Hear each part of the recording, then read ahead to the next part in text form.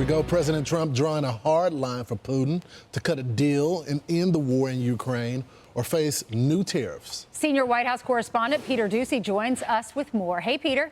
Good morning. And President Trump's new warning isn't just to Russia, it's to countries that buy a lot of stuff from Russia, including China and India. And it is that in 49 days, there will be new 100% tariffs on people either directly or indirectly funding the Russian war effort if Putin doesn't pull back.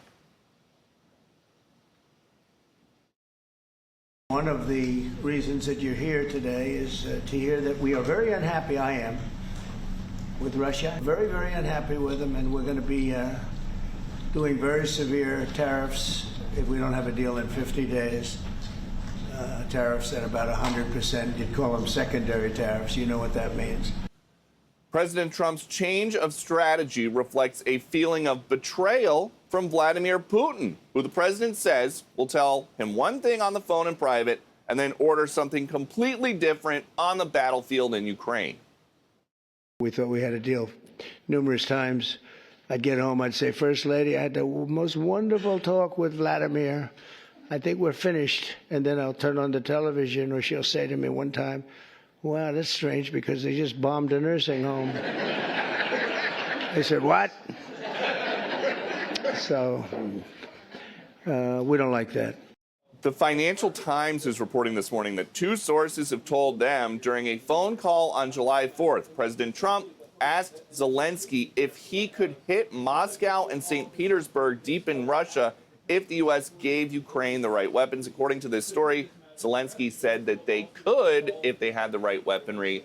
We've reached out to White House contacts for further details on that. Back to you. All right. Thanks, Peter. You know, it's interesting to see Moscow's reaction. They said if Donald Trump gives in to neocons on Ukraine, MAGA's base will bury him like Biden 2.0. That's not what's happening. Right? Who said that? This is a spokesman out of Russia. They understand our politics. Yeah, they're trying to do disinformation to gin up reaction from the base, but the president gave Putin every opportunity. He doesn't want war. I think it was crafty of him to negotiate it where NATO has to buy the weapons. We provide it for them. I think it's a smart move. Donald Trump said he has all these conversations with Vladimir Putin. He's calls them lovely. And then he says, and then that night, missiles will go off in the middle of the night. And so he says he's talked to Melania, the First Lady, and Ukraine loves Melania because he says she played a key role in pointing out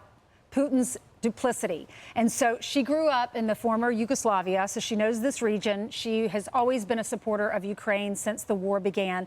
And now the Ukrainians are loving her, and they're putting things on social media, memes about her with her picture. And she's wearing a navy blazer. It's from the inauguration when she wore the black hat and this navy blazer. And on it, they've put, I don't think she wore this, but they've put an insignia of Ukraine. And then at the top of the picture, it says Agent Melania Trumpenko. Look, what they're trying to say is Ukraine's not going to lose. We're not going to let them lose. You have all the offensive. You're taking North Korean troops. You're taking Iranian technology. You're taking Chinese technology. 92% of all the drones are full of Chinese components. And what the president said yesterday is interesting. Europe has a lot of spirit for this war. I didn't think so at first, but they show me they do. And you know what I also love? Mark Rutte. He said the money to pay for these weapons that we're sending Ukraine will come from the NATO countries because Donald Trump had a hand in increasing the defense spending to 5% for each of those. So it's not Americans paying for this. We will build the weapons, but NATO will pay for them. Other countries will pay for them. Speaking of NATO, the ambassador to NATO was on with Brian earlier. Let's watch it. President Trump has put his thumb on the scale. He said that we are going to supply weapons to Ukraine, built in America, paid for by Europe, to make sure that Ukraine can defend themselves and ultimately have enough strength to bring this war to a ceasefire and ultimately a peace. These secondary sanctions are really a game changer. Ultimately, President Trump wants this war to end. But at the same time, he sees that India and China, especially, buying Russian oil through the shadow fleet is what's enabling the war to continue. At the end of the day, President Trump holds all the cards worldwide and globally as it relates to these disputes. He's playing a card right now, giving Vladimir Putin 50 days to come to the table and get a ceasefire. Go ahead, bro. They just have the secondary Senate. The Senate has put together a great piece of legislation. And that's not, in my opinion, it's the president. The president came out and said, I like what they've done.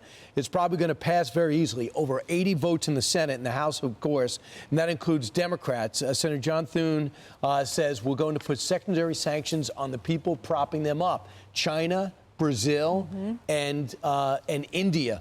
And believe me, I'm sure it's going to be complicated going after China again with 500%, tariffs on everything. But if you start telling India and Brazil, putting pressure on them to say, hey, Vladimir, I can't go buy your discount oil anymore because now they're hitting me. America's hitting me with all these products. They're hoping and the EU's on board. They're hoping those other countries will convince Vladimir Putin if you want us to buy your oil, then you need to get on board with Donald Trump.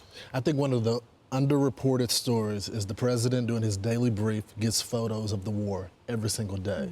And the impact of seeing women and children, maternity civilians wards, just being targeted, yes, even the soldiers dying, it has an impact on him. And when he's talking with Putin in the day and saying, hey, let's get a deal, and he's saying, oh yeah, Mr. President, I'm coming to the negotiating table, I want this deal. And then in the middle of the night, he's bumming it, starts to tick him off. I'm Steve Doocy. I'm Brian Kilmeade. And I'm Ainsley Earhart. And click here to subscribe to the Fox News YouTube page to catch our hottest interviews and most compelling analysis.